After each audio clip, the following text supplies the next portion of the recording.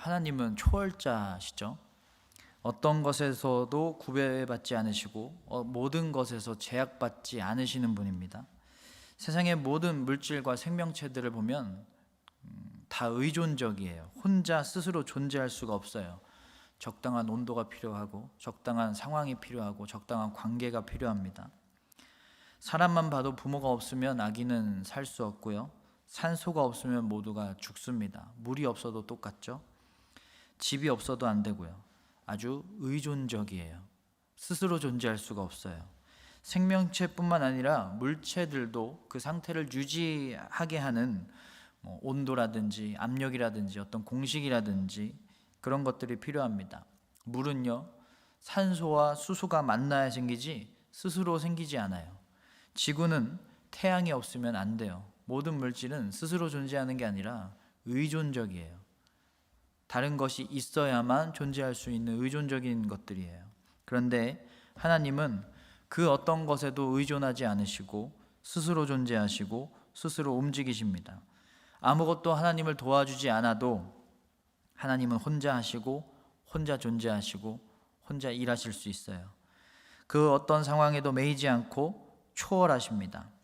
이스라엘이 광야에서 기근과 허기로 허덕였을 때 광야에는 아무것도 없잖아요. 먹을 것도 없고 마실 것도 없으니까 그 상황과 형편에 휘둘리고 있었을 때 그 상황을 벗어날 수 없었고 그 상황에서 초월할 수 없었습니다. 광야니까요. 그런데 하나님은 그 광야에서 물이 나오게 하셨어요. 광야에서 만나를 주셨어요. 하나님은 그 어떤 상황에도 매이지 않으시는, 제약받지 않으시는 초월자시니까요. 어떤 상황이든 어떤 형편이든 하나님은 모든 것을 상황에 관계없이 다 하실 수 있는 초월자이십니다. 하나님이 초월자인 이유는 하나님이 이 세상을 만드신 창조주이시기 때문이에요. 이 세상은 하나님의 손 아래, 하나님의 능력 아래, 하나님의 섭리 아래에 있기 때문에 하나님의 능력대로, 하나님의 마음대로, 하나님의 뜻 안에서 움직일 수 있고 바꿀 수 있는 거예요. 그런데 우리는 약한 존재이기 때문에, 의존적인 존재이기 때문에, 늘 상황과 형편에 휘둘리고 매이는 존재이기 때문에 늘 초월자가 필요합니다. 그것을 뛰어넘을 수 있는 초월적인 능력이 필요해요.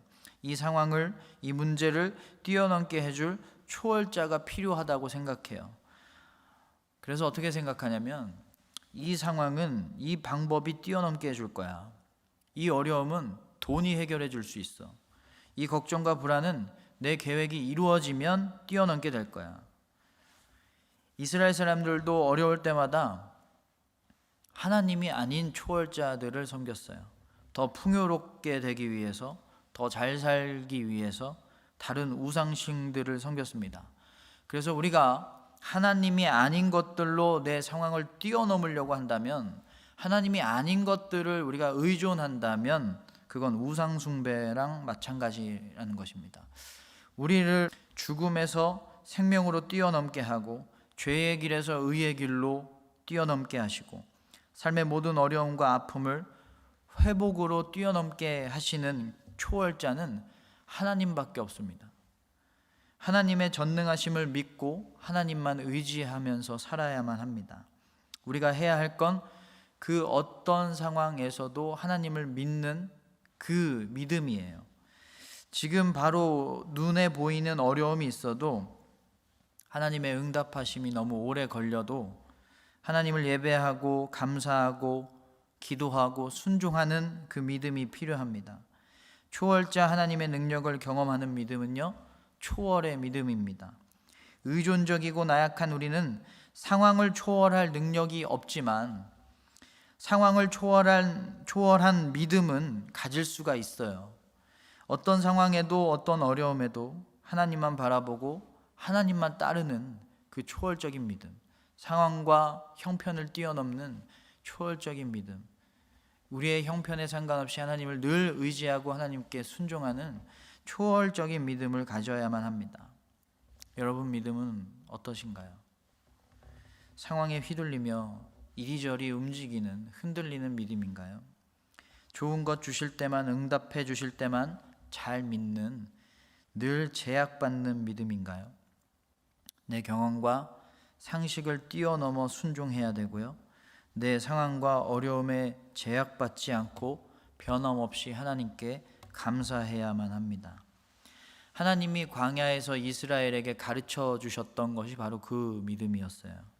앞으로 가나안에 들어가게 되면 전쟁도 있을 거고, 그래서 힘들 거고 어려울 거고, 우상들과 다른 문화들 때문에 유혹도 있겠지만 어떤 상황에서도 늘 하나님만 바라봐야 된다. 어떤 상황에서도 하나님을 바라봐야 된다. 초월해야 된다. 그래야 모든 것을 초월하는 하나님의 그 상상 초월의 계획과 능력 초월의 전능하심을 경험할 수 있다. 그걸 알려주신 거거든요. 그런데 모세가 시내산 올라가서 안 내려오니까 금송아지 만들고 그 상황을 뛰어넘지 못했어요. 그들의 믿음이. 홍해가 있을 때, 물이 부족할 때, 먹을 게 없을 때, 가나안 사람들이 너무 강하다는 소식을 들었을 때 늘 그 상황에 매이고 제약받는 한계가 너무 많은 믿음이었어요. 모세는 죽기 직전까지도 늘 하나님만 바라봐야 된다라는 걸 알려주고 보여줬어요. 신신당부했어요. 그런데 결국은 그들의 상황을 뛰어넘지 못하고 하나님이 아닌 우상들을 바라봤고요.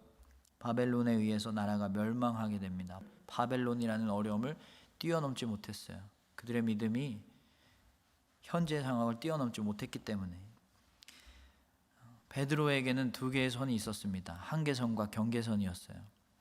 난 여기까지만 그물을 던질 거야.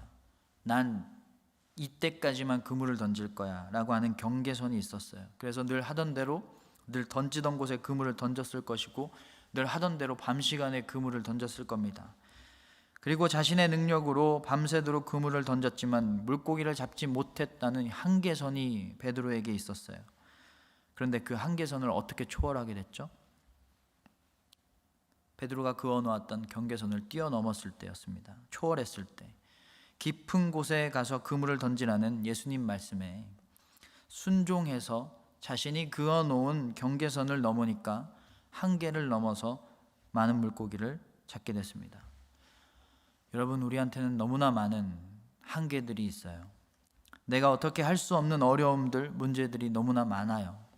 우리가 해야 할 일은요, 한계선을 뛰어넘기 위해서 노력하는 게 아니라 내가 그어놓은 경계선을 뛰어넘기 위해서 노력해야 되는 겁니다. 그동안은 내가 정해놓은 선까지만 순종했어요. 내가 이해되는 선까지만 감사했어요. 그동안은 내가 여기까지만 낮아졌어요. 내 상식과 경험과 계획이 허용하는 선까지만 했어요. 그런데 그 선을, 그 경계선을 초월하면, 뛰어넘으면 우리 앞에 있는 수많은 한계선을 초월할 수 있는 겁니다. 어떻게요? 하나님이라는 초월자가 우리를 도와주시니까요. 오늘 말씀 21절, 여호와께서 그들을 사막으로 통과하게 하시던 때에 그들이 목마르지 아니하게 하시되 그들을 위하여 바위에서 물이 흘러나게 하시며 바위를 쪼개서 물이 솟아나게 하셨느니라. 하나님은 광야를 지나게 하실 때 물이 전혀 없는 곳을 지나게 하시면서 목마르지 않게 하셨어요. 바위에서 물이 흘러나오게 하셨어요. 말이 안 되는 일이죠. 하나님은 한계가 없으시니까요. 하나님은 초월자시니까요. 왜 하나님이 초월자일까요? 13절, 과연 내 손이 땅의 기초를 정하였고 내 오른손이 하늘을 폈나니 내가 그들을 부르면 그것들이 일제히 서느니라. 하나님이 세상을 만드셨으니까요. 창조주니까 초월자신 거예요. 그러면 어떻게 해야 이 초월적인 능력과 은혜를 경험할 수 있을까요? 18절, 내가 나의 명령에 주의하였더라면 내 평강의 강과 같았겠고 내 공의가 바다 물결 같았을 것이며. 하나님 말씀에 순종하는 겁니다. 내가 생각해 놓은 내 경험과 내가 그어놓은 경계선을 뛰어넘어서 내가 처해 있는 형편과 상황을 뛰어넘어서 변함없이 순종하고 더 감사하고 더 사랑하고 더 온유하는 겁니다. 경계선을 뛰어넘는 겁니다. 그러면 우리가 어떤 상황에도 하나님을 믿고 따르는 초월적인 믿음을 가지고 있으면 어떤 상황에도 제약 없는 하나님의 능력을 경험할 수 있는 거예요. 믿음의 경계선을 넘어 능력의 한계선을 넘는 여러분 되시기를, 모든 걸 뛰어넘는 믿음으로 쓰고도 남는 무한한 하나님의 능력을 경험하시는 여러분 되시기를 주님의 이름으로 축원합니다.